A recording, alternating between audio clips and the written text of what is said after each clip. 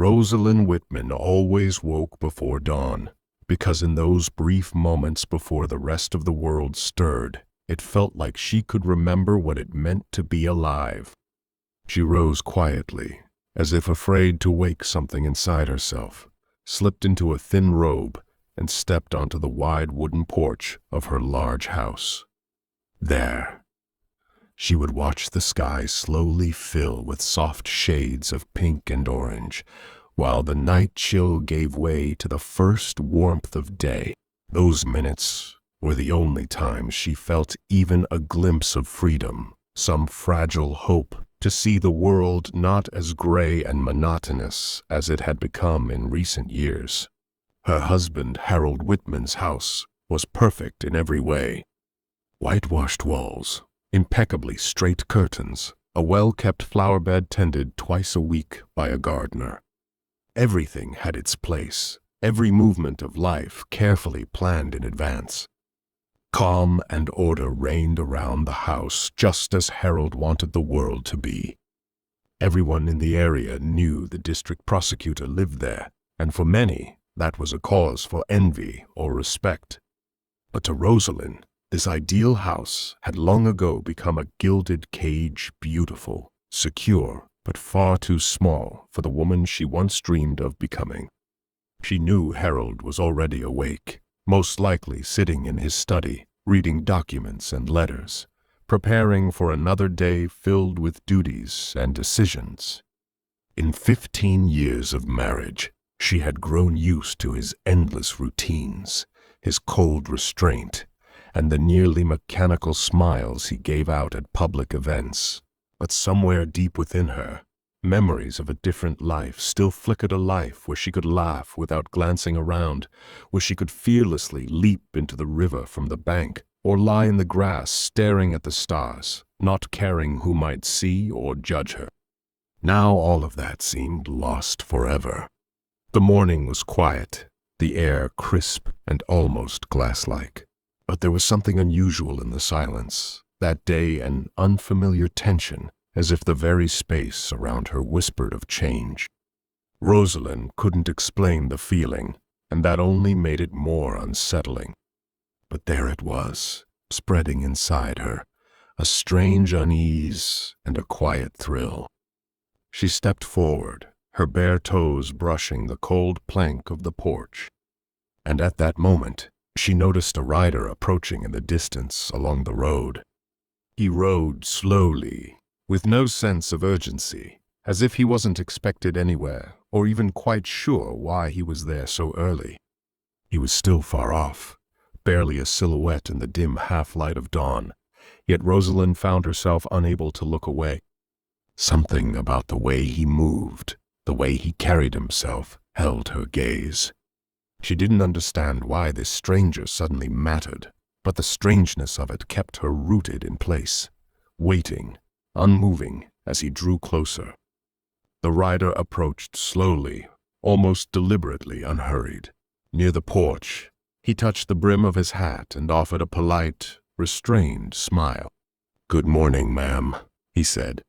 His voice was deep and soft, almost calming. "Sorry to trouble you so early. I'm new to these parts and got a little turned around. Could you tell me the best way into town?" Rosalyn didn't answer right away. It had been a long time since someone had spoken to her, not as Mrs. Whitman, the prosecutor's wife, but as a woman. There was nothing extra in his mom, just simple politeness and respect. She gave him directions, explaining where to turn near the old mill and how to reach the main street the fastest. "Much obliged," he said, smiling once more, nodding slightly, and guiding his horse forward at an easy pace. Rosalyn watched him until his figure vanished around the bend, and only then did she feel that her breathing had become lighter, freer. A few hours later, she went into town herself. She needed to buy some new fabrics and pick out gifts for one of the neighbors who had an upcoming birthday. She moved between rows of market stalls, mentally listing what she needed to get, when she noticed a familiar figure by a display of leather goods. He was standing there, looking over saddles and bags, as if choosing something very important. Rosalyn froze for a moment, then took a step forward, as if drawn by an invisible thread. "Did you find the town without trouble?" she asked with a slight smile, stepping closer. He turned, and when he saw her, his smile widened. "Yes, thanks to you, Mom. I've already had a chance to look around a bit. Nice town. Quiet." "Yes, quiet," Rosalyn repeated, surprised at how easy it suddenly was to talk. "Do you plan on staying long?" "Not sure yet. Might stick around," he answered softly, with a hint of thoughtfulness in his voice. Their conversation didn't last long, just a few polite phrases, a couple of smiles. But when they parted, and Rosalyn returned to her errands, she realized she couldn't stop thinking about his calm gaze, and how natural, how easy it had felt to be near this stranger. Evening settled over Harold Whitman's house, like a gray blanket of fatigue. Rosalyn entered the dining room quietly, where her husband was already sitting at the table, poring over documents. He barely looked up to greet her with a glance. "Home late again?" he said without a trace of emotion, not lifting his eyes from the papers. "I was in town, buying fabric and a gift for Mrs. Bennett's birthday," Rosalyn replied calmly, though inside she felt the familiar tension. She had grown used to these questions delivered with casual regularity, as if Harold was checking her honesty with each one. Harold gave a brief nod and returned to his papers. A heavy silence settled over the room, broken only by the faint rustle of turning pages. "You could have warned me ahead of time.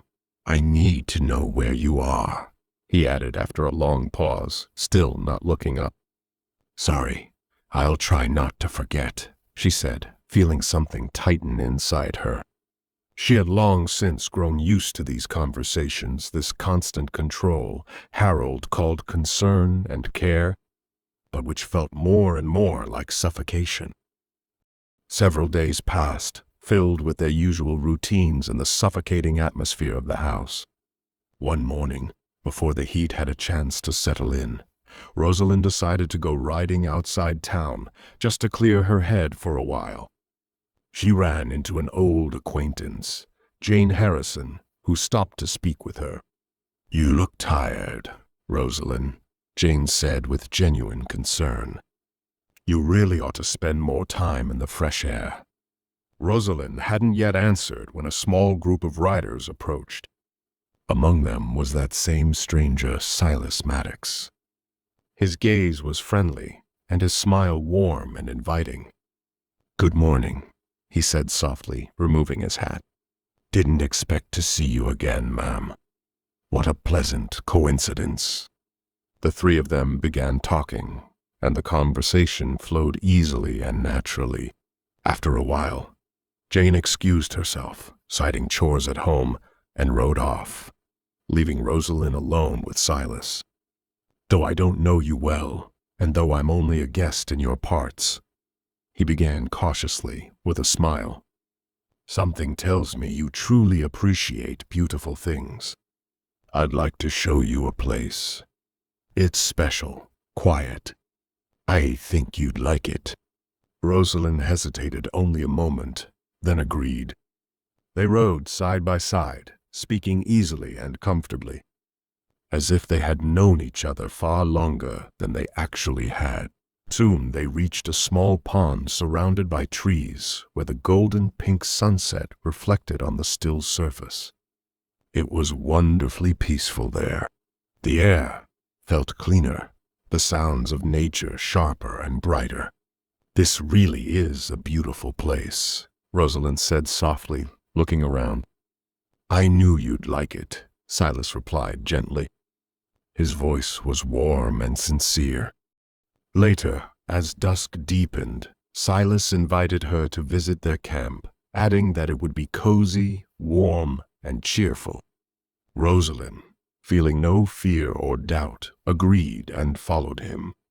The camp turned out to be a lively, and welcoming place.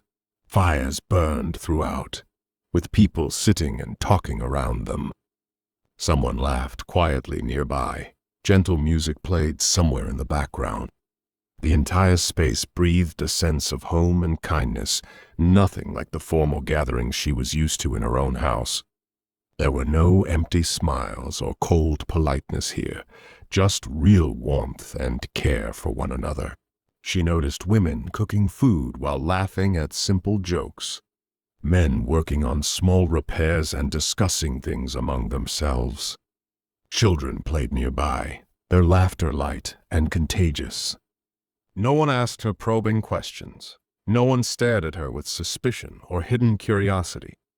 Rosalyn sat by the fire and felt calm and warmth slowly fill her. Sitting among these people, she realized that for the first time in years, she was in a place where she was accepted simply as she was without terms or expectations. Here, she wasn't the prosecutor's wife or a woman whose every move was monitored. Here, she was just herself, and that feeling was both astonishingly beautiful and freeing. Time passed, and Rosalyn's secret visits to the camp became more and more frequent. Each time she left her home, she felt a strange mix of fear and exhilaration, as if she were finally allowing herself to live for real. Between her and Sylas was a special kind of bond, one that was hard to put into words. They spoke about everything and nothing, could sit in silence for hours, feeling remarkably calm and natural just being near one another. One evening, when the campfires were already burning brightly and the air was filled with the scent of pine and smoke, Sylas walked her to the edge of the camp, where the trees grew thicker and the voices faded to a quiet murmur. He stopped, turned to her, and gently took her hands in his. "I know you're risking a lot by coming here," he said softly, looking into her eyes. "But I'm glad you're here." Rosalyn smiled silently, feeling her heart begin to beat faster. She didn't look away, allowing herself for the first time in years to be truly open. "So am I," she whispered, feeling the warmth of his hands slowly spread through her. Sylas leaned in gently, and their lips met in a tender, lingering kiss. Not rushed, not passionate, but filled with deep, piercing softness and quiet understanding. Meanwhile, back in town, Jane Harrison, without realizing the consequences, casually mentioned at a gathering with friends that she had recently seen Rosalyn in the company of an unfamiliar man. The words traveled quickly and soon reached Harold. When Rosalyn returned home, he was waiting for her in the sitting room. His eyes were cold and piercing. He was nervously turning papers in his hands. "Who is that man you were speaking with?" he asked bluntly without greeting or pause. "Just someone new in town." He asked for directions, and I showed him the way. Rosalyn answered calmly, though inside she felt everything tighten at once. "You sure that's all?" he asked sharply. His voice had turned harder. His eyes narrowed, as if he were trying to peer into her soul. "Absolutely," she replied firmly, trying her best to hide her anxiety. Harold stared at her in silence for a moment, then suddenly turned and walked away, heading into his study. A few days later, Rosalyn noticed that Harold was meeting often with the sheriff and other officials. A tension settled in the house that grew nearly unbearable. She didn't know exactly what was going on, but she sensed it. Her secret was in danger. One day, Harold returned home later than usual. His face was unreadable, but his eyes burned with an icy fire. "I found out something interesting about your new acquaintance," he said coldly, watching her reaction closely. "You have no idea who you're dealing with." Rosalyn froze, doing her best not to show fear, though her heart was pounding so loud it felt like the whole room could hear it. Harold stepped closer, his voice lowered, growing harder. "Sylas, Maddox, Outlaw, and fugitive. There's a reward for him in several states. I'll be handling him myself. If you ever see him again, you're to inform the law immediately. Let them track him and report back to me. Understood." He turned and walked out, leaving her alone with a growing sense of dread. After that conversation with Harold, the days dragged by slowly and heavily for Rosalyn. She constantly felt his cold, prickling gaze, sensed his suspicion in every casual word, gesture, and glance. But her thoughts were far from him. They were with the man she couldn't forget, the man who made her feel truly alive. One late evening, when she was once again at the camp, Sylas took her hand and led her to his tent. Inside, it was warm and quiet, filled with the scent of pine resin and fresh wood. The soft light from a lantern cast gentle shadows across the canvas walls. He didn't speak at first, as if gathering the strength. Then he finally said, "I need to tell you something important," he began, looking her straight in the eyes. "I never thought I'd meet someone like you. You're everything I've ever looked for. I love you, Rosalyn. Not the way I've been loved before, and not the way I once loved someone, but deeper. You're my life, and I want you to come with me." Rosalyn froze. There was no pretense in his voice, no rush, just raw, furious honesty. She felt something soft and vulnerable contract inside her chest. "To come with you," she whispered. "Where?" "One last job. That's it. We leave. We leave it all behind. We start fresh, maybe in Colorado, maybe in Mexico, anywhere but here. Only with you." She shook her head slightly, tears glimmering in her eyes. "Sylas, I love you too, but I can't be part of violence. I don't want a life on the run. He gently cut her off. "You think I enjoy the life we live now? You think we want blood on our hands? We're not cutthroats. We're people with hard pasts who had no one and nothing, and now we've become a kind of family, and I'm responsible for them. That train, it's not a passenger line. It carries money for banks, officials, the very people who've spent years robbing the poor. They move gold bars, documents, bonds, all of it taken from pockets like ours. We don't hurt innocents. We don't take from the poor. We just want to break free, to claw out of this mud, to start a life. An honest one, a quiet one." He stepped closer, cupped her face in his hands. "Just say the word, and I'll stop everything. But if there's even a flicker of hope, just the smallest chance you could come with me, I'll do everything to keep you safe. Everything, Rosalyn, for you." She leaned into him. The kiss was soft and trembling, just like their voices. She didn't know what she would say tomorrow. But that night, she stayed with him. When Rosalyn returned home, she quietly closed the door behind her and found that Harold hadn't gone to bed. He was waiting for her in the sitting room, lit by the dim glow of a lamp. His eyes were cold and merciless. "Where have you been?" he asked, without looking up. "At Jane Harrison's. We lost track of time over a bottle of champagne," she said calmly, removing her gloves. "At Jane's? At 2 in the morning." His voice turned sharp. "You know how she is. Once she starts talking, there's no stopping her," she replied, holding back a tremor. He stood up, slowly, heavily, walked closer.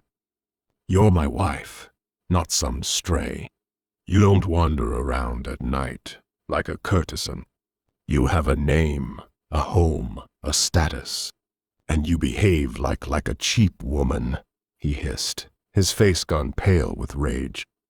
Rosalyn stepped back, but he grabbed her by the arm. "Let go," she whispered. He didn't. "Maybe we should talk about your new acquaintance," Harold snarled. "How blind can you be? You're chatting with a bandit, a criminal, a disgrace across 2 counties. And you, what do? Politely show him the way into town?" "He didn't have criminal written on his forehead," she shot back. "I don't like the company you keep. Not that Jane of yours. Not anyone else. Maybe I should just lock you up like they do with disobedient women." Rosalyn tore herself free. "That's always been your dream, hasn't it? To keep me locked away. But did it ever occur to you that I might leave? That I'm not your possession? I'm a person? That even a husband and wife can part ways?" Those words scorched him. He flinched, then his face twisted with fury. He slammed his fist into the wall next to her face, breathing hard. She closed her eyes. Tears ran down her cheeks, not from fear, but from the truth settling in. This was it. Everything was truly broken now. No more maybe. No more going back. Only forward. She walked to the window. Outside, the night was dark. Somewhere out there, in the distant woods by a campfire, was the man she truly loved. And he was in danger. And Harold. Harold wasn't just angry anymore. He was preparing. She knew she couldn't wait. She had to act. Or it would be too late. Rosalyn had fallen asleep for a few hours in one of the empty rooms, where there was nothing but an old armchair and a blanket. Not from tiredness, not from sleep, from exhaustion. Her body had simply shut down. In her ears, she could still hear Sylas's voice, his words about a new life, his confession, his eyes. She woke before dawn. The house was dim and quiet.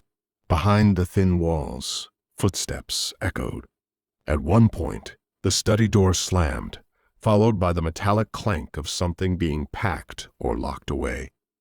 Rosalyn didn't get up. She just lay there, listening as her life slowly came apart in the next room. By sunrise, the footsteps stopped. A little later, she heard the front door open, the sound of his heels on the veranda, then the clatter of hooves.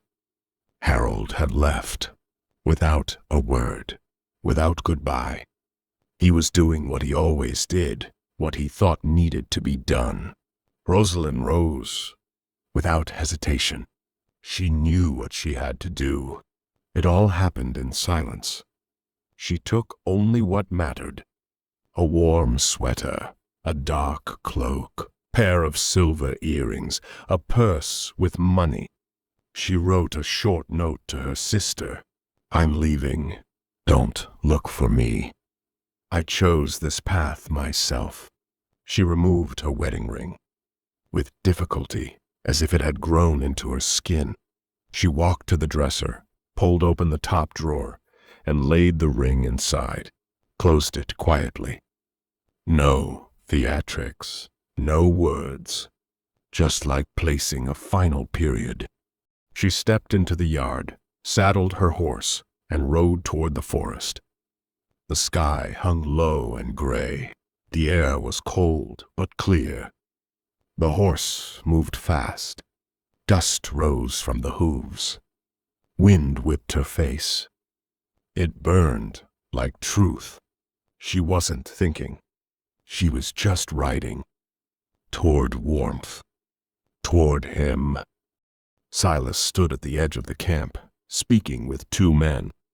His fingers absent-mindedly shuffled a map, but his eyes were looking out into the distance. He knew she might not come back. He had even tried to accept it. When she appeared, he didn't believe it at first. She dismounted 20 paces away and simply stood there, looking at him. Her eyes held something irreversible. He approached slowly, as if afraid to scare off a dream. But she didn't vanish. She stepped toward him. "I left," she said. Her voice was quiet, but every word hit like a stone. "I left everything, even my name. I don't know what's coming next. But I know I want to be here, with you." Sylas said nothing, then stepped closer and wrapped his arms around her, in silence.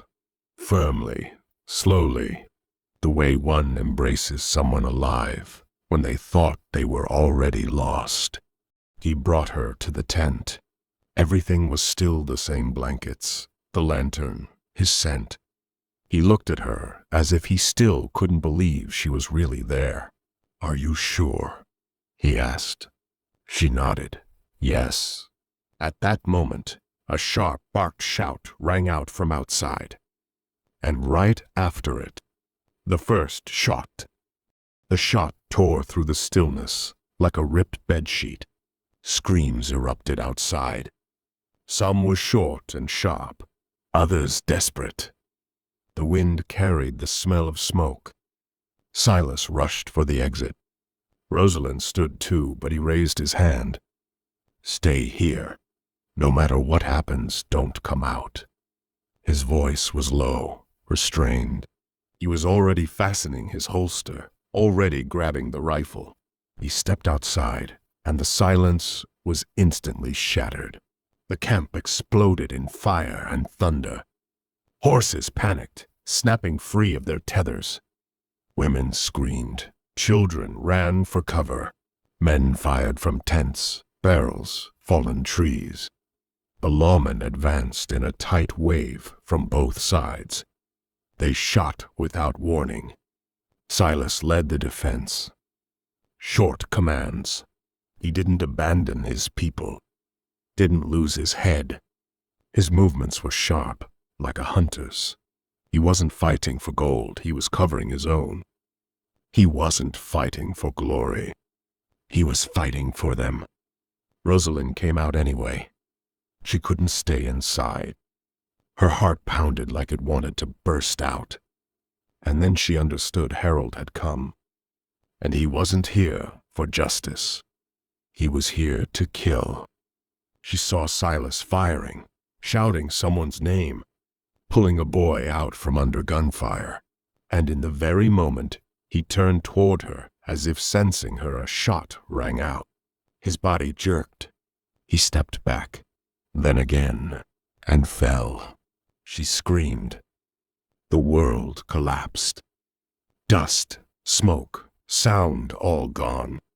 Only she remained, and him, lying on the ground. She ran to him, dropped to her knees. His eyes were still open. He looked at her like he wanted to speak. She pressed her forehead to his cheek. He whispered, barely audible. "I'm sorry, I didn't. Don't speak. I'm here." "All the way," she murmured. He tried to raise a hand to touch her, but couldn't. His eyes clouded. His body went limp. And then a new sound. The chaos narrowed into a single point. Harold.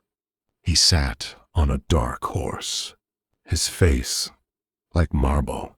He looked not at Sylas, at her, as if she were fallen, as if she were failure, as if she were the enemy. And before he could say a word, a shadow darted from the ridge, a whisper of a bowstring. No sound, no warning. The arrow hit him square in the neck. His horse reared, screaming. Harold clutched his throat, but it was too late. He tumbled backward into the dust. Rosalyn felt nothing, no relief, no triumph, not even fear, only pain. All around the camp, chaos. Women gathering children, men carrying the wounded. Some tried to put out the flames. Some just sat, holding their heads. And she sat on the ground, through blood, through ash, through silence. Everything was dead. A month had passed since that sorrowful, fateful day. The trains now ran quieter. People in the cars spoke in hushed voices. The world seemed to have hushed itself. Dust trembled on the windows from the rattle of the rails. But inside the carriage, all was still. Rosalyn sat by the window. One hand rested on the armrest, the other gripped a gray bag. Small, meaningless, as if anything she packed could matter where she was going. No one knew where she was headed, not even she did. She'd left everything behind, said no goodbyes, gave no explanations, just vanished, like that arrow from the shadows, taking with it everything that was pain and the past. Harold was dead. Sylas, too. And if one died with hatred in his heart, the other with love on his lips, and with her name on his final breath. She didn't try to remember, didn't want to, but the images came anyway. The fire, his hand, his voice, the final step, the final breath, and then silence. The train passed a deserted station, a building with a collapsed roof, shattered windows, as if someone had tried to erase it from memory. But it still stood, just like she did, alive, in spite of it all. She didn't know what tomorrow would bring, didn't even know if there would be a tomorrow. But one thing she knew for certain, she could never love again. She turned her gaze from the window, took a deep breath, and simply rode on. Dear friends, if this story touched something deep inside you, don't forget to like and subscribe. It helps this channel grow and keeps these forgotten voices of the West alive. Everyone who's with me, you're the best. Stay brave, stay kind, and always remember, some stories aren't told to entertain. They're told so we never forget. Until next time.